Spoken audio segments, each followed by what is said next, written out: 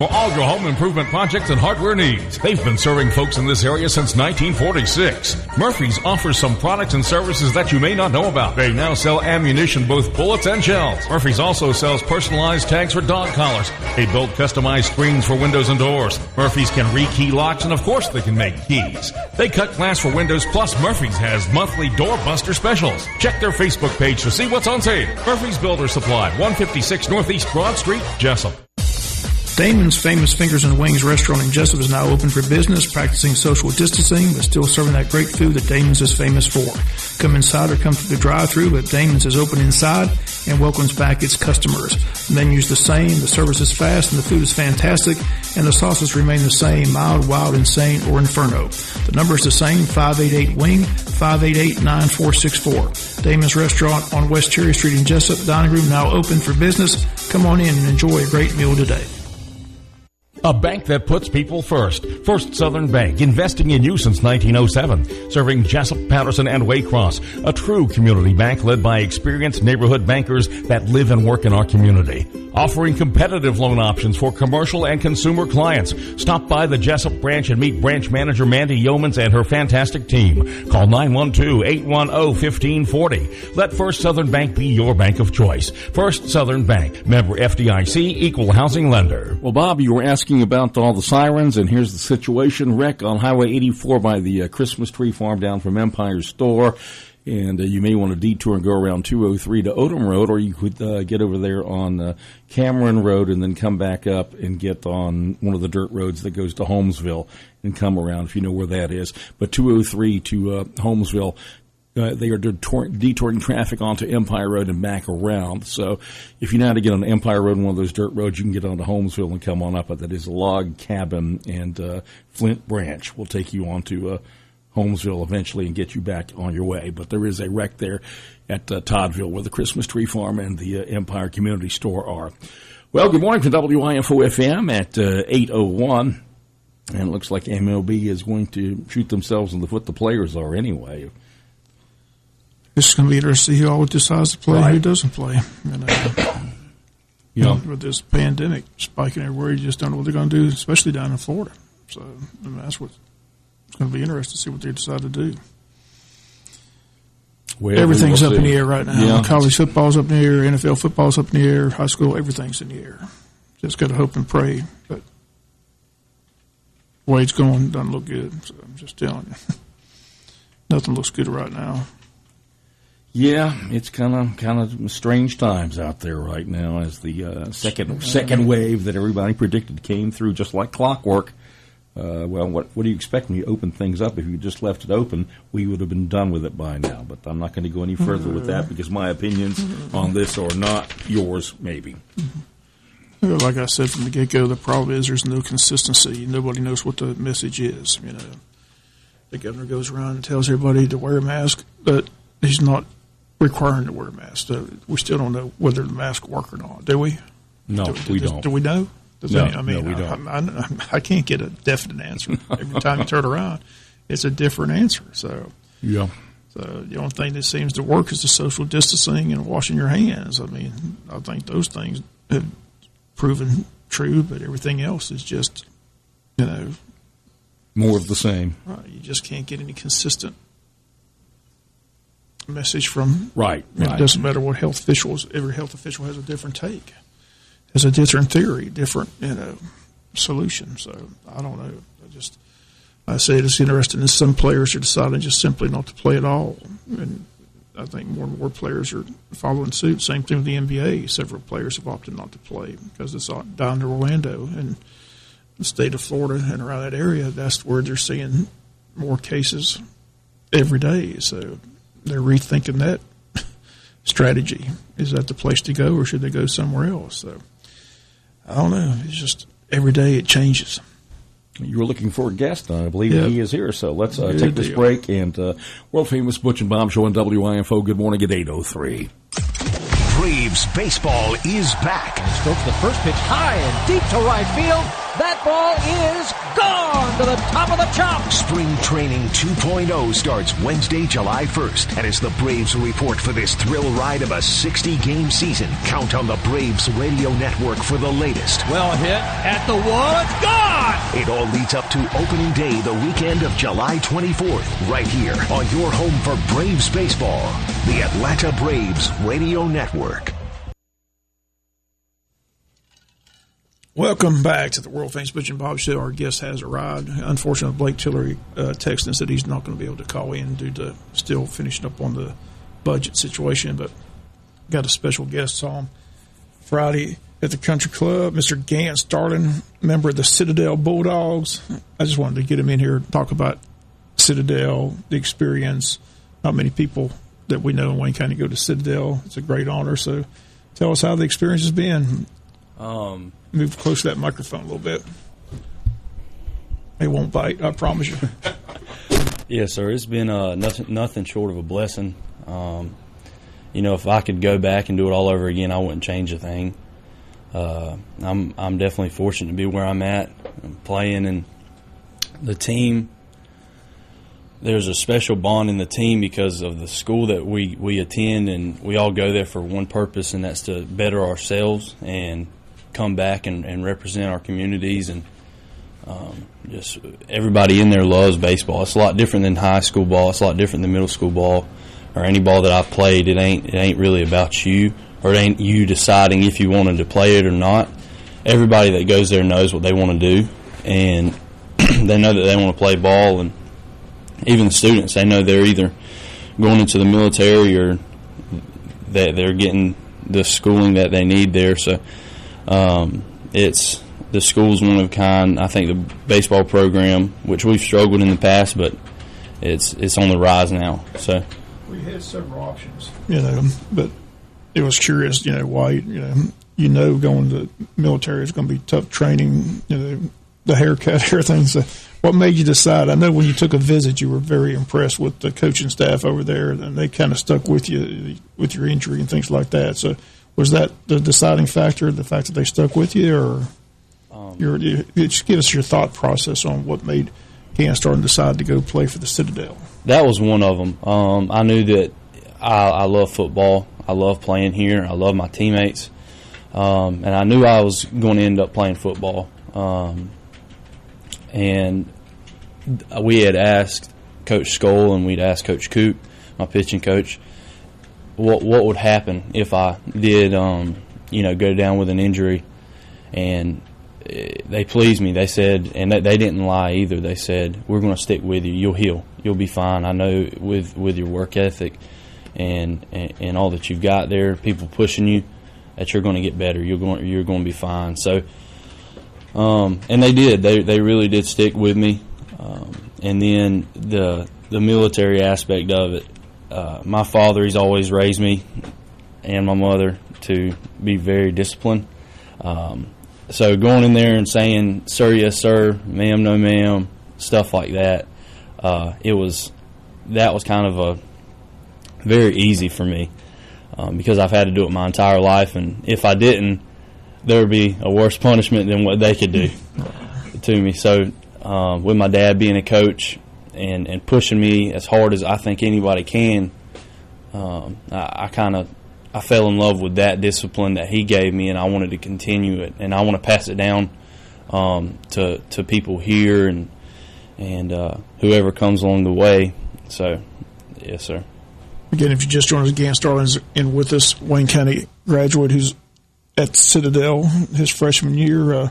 You playing both football and baseball, or just baseball? Just baseball. I was tempted to play football. Some of the guys had talked to me about playing, but I think how going through that ACL and all, if I hadn't, I think went through that, I'd probably be playing football. But it's with the scholarship I was fortunate to get with baseball, I don't feel like I need to risk it at all. I'm not very big compared to some of those guys.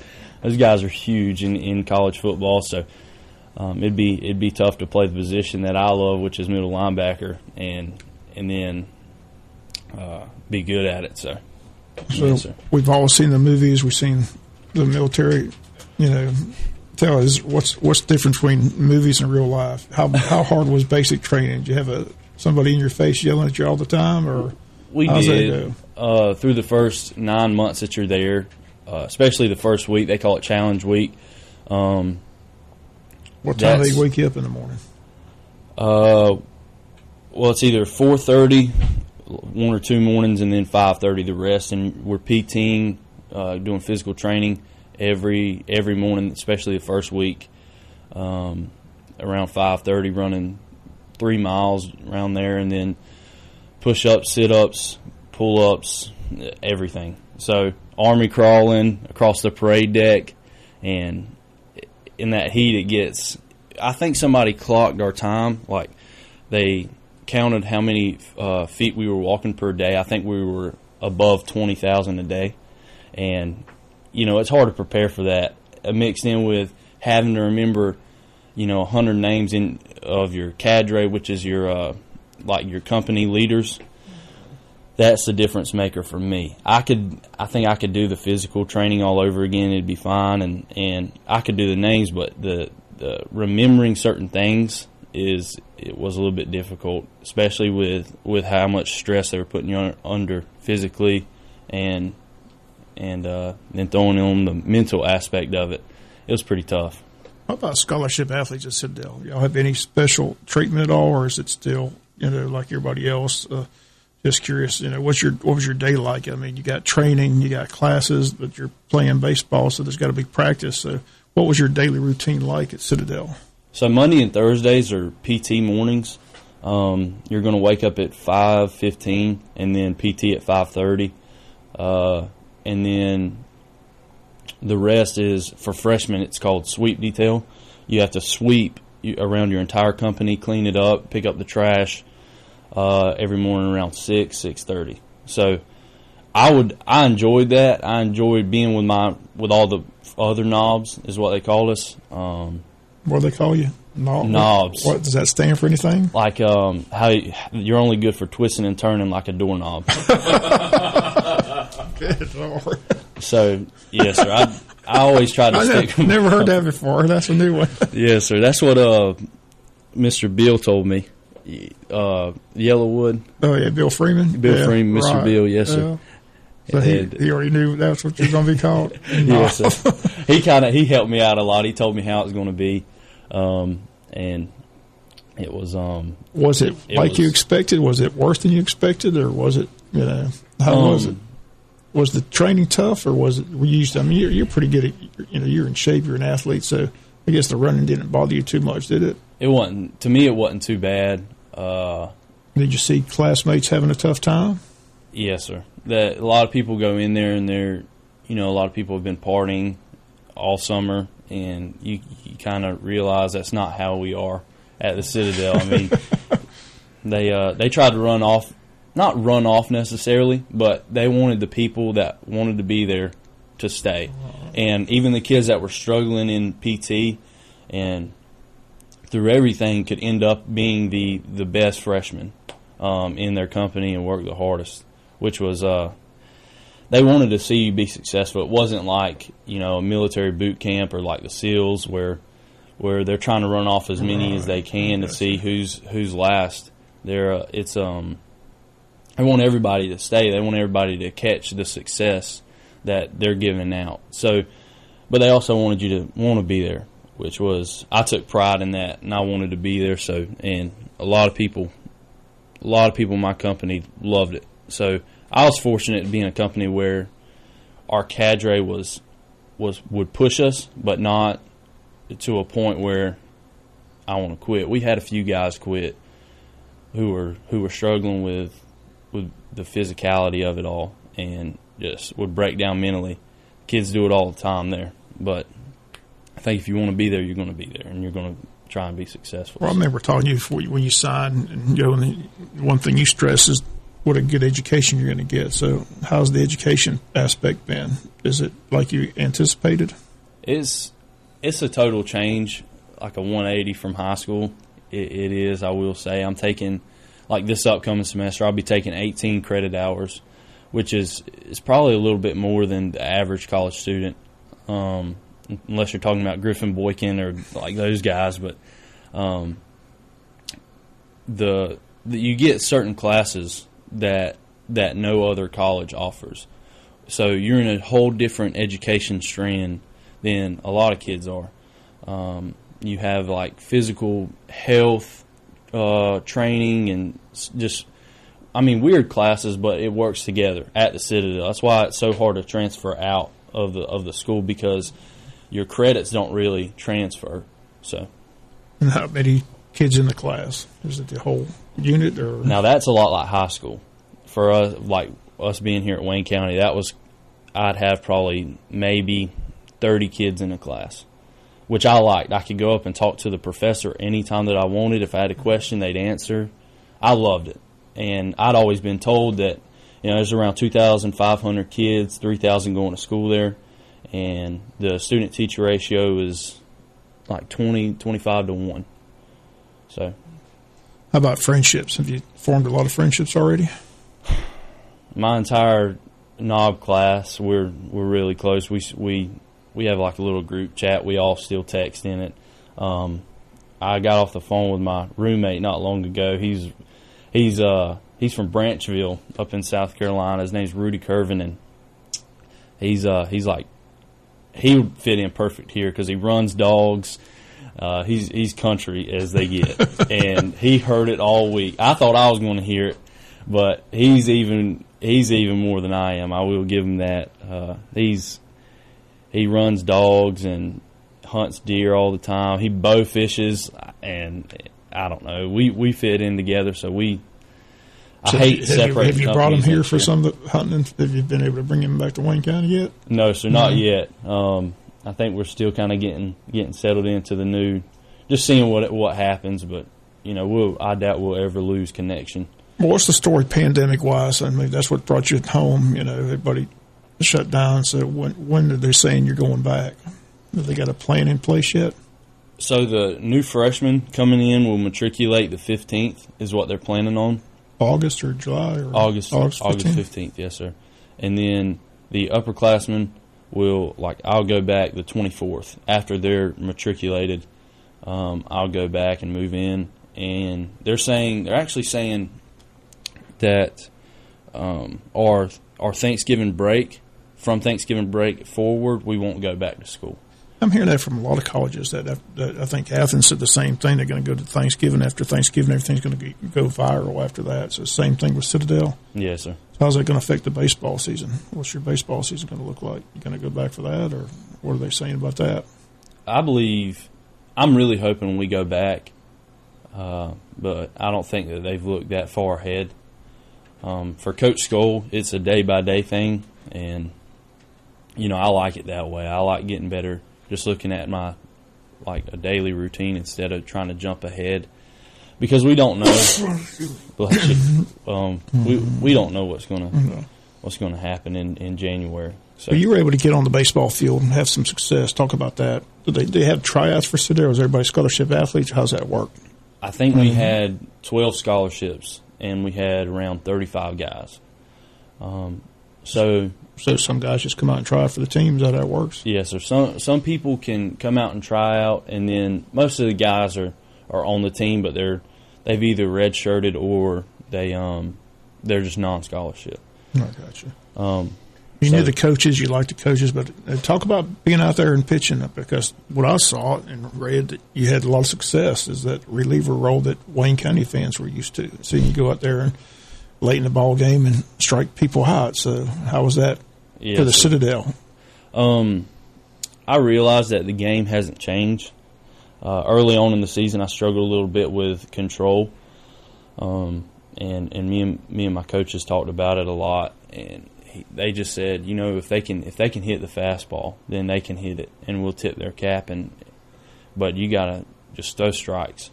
So I remember just getting up there, and my number one job now is to just pound the zone. If they hit it, they can hit it. But I realize now that most of the time it's harder to hit the ball than if it's a strike, then just watch it. So just got to make them hit it, and that's the one thing I've learned this season. It was fun playing because we were doing well. We were 10 and I believe we were 10-6 out of 16 games. And I mean, we were winning like we hadn't. I think we won 12 games last year, and we were that early in the season. Still 35 games to go, so we were heading to Mercer next game, and Corona happened. So where's the best place you pitched so far? Well, I mean, where did all you travel to? Who's all in the conference? Who does Citadel play against? Things like that. And who's your main competition? Our conference. Our rivals are College of Charleston, which we didn't get to play them. We got to play at South Carolina. I didn't get a pitch then. We had another game, I think, the next day. That's a beautiful complex right there. Oh, my gosh. Yeah, I mean, they got it going on in South Carolina baseball. Yes, sir. I don't think it has anything on the Joe, but we're fortunate to get to play on a minor league, in a minor league stadium. What kind of crowds they draw out there? They get a good crowd at the Citadel baseball games? Or I'm always curious about college. Some colleges draw well, some don't. I think we're kind of in the middle. Sometimes we'll draw good. Like if we're playing South Carolina, you got a lot of people that'll come out. Early on in the season, we did have a lot of people coming out, which, I mean, I'm not trying to discredit anything. I think we could have had a lot more. I think if we're winning, we get a lot more. And I'm so used to Wayne County ball, and everybody comes out. So it was. I thought it was going to be like that, and it's stands are so wide. I mean, you can't. It's hard to see everybody, I guess, but.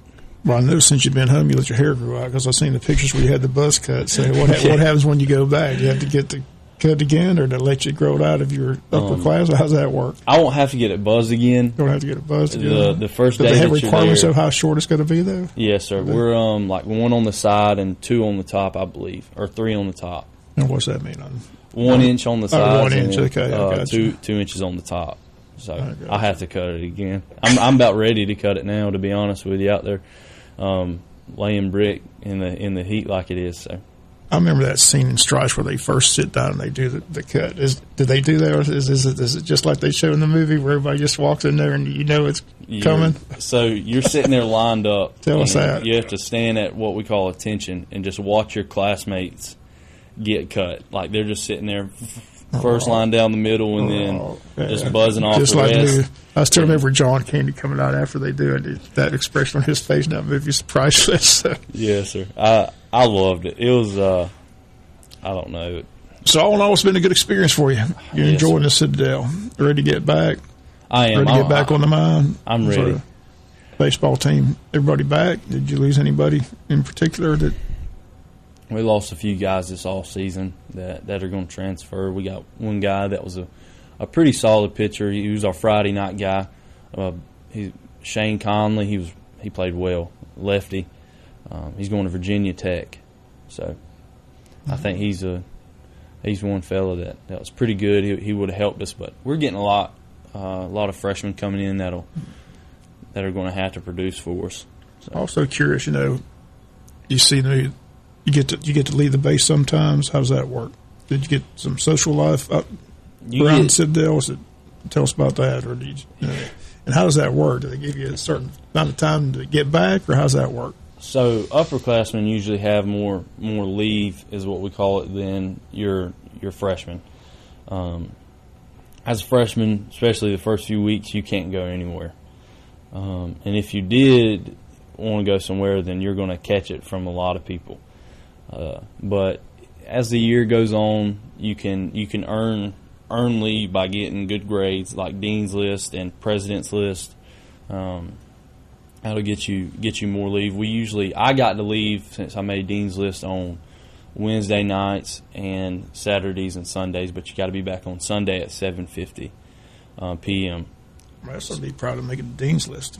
Sir? I said, that's something to be proud of. I bet your parents are proud about that, making the Dean's List. Yes, sir. I don't think anybody expected that. But they did? Why? Why do you say that? I don't know.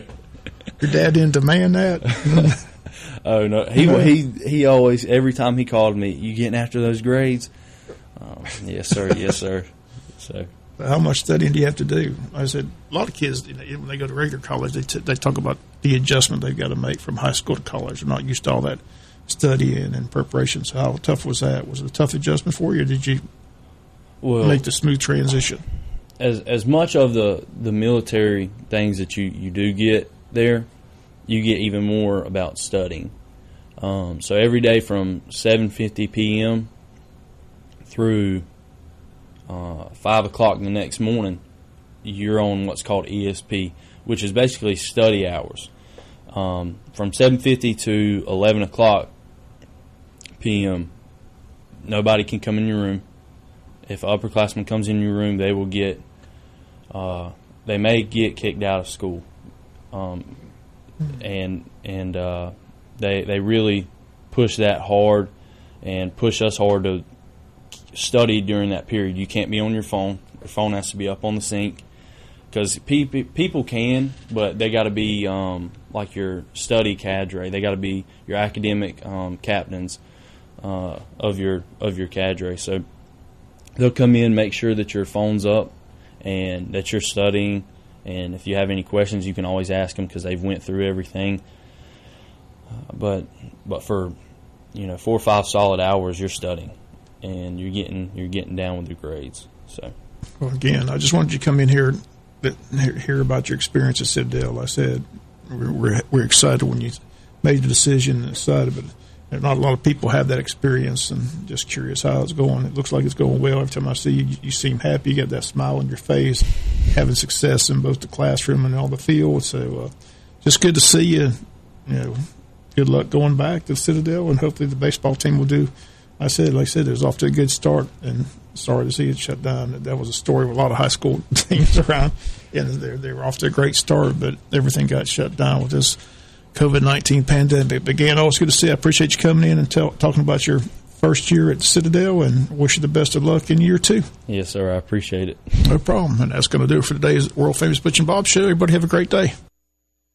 Butch and Bob Show on WIFO, brought to you by Murphy Builder Supply, First Southern Bank, and Damon's Famous Fingers and Wings. Good morning from the Big Dog WIFO at 8:26.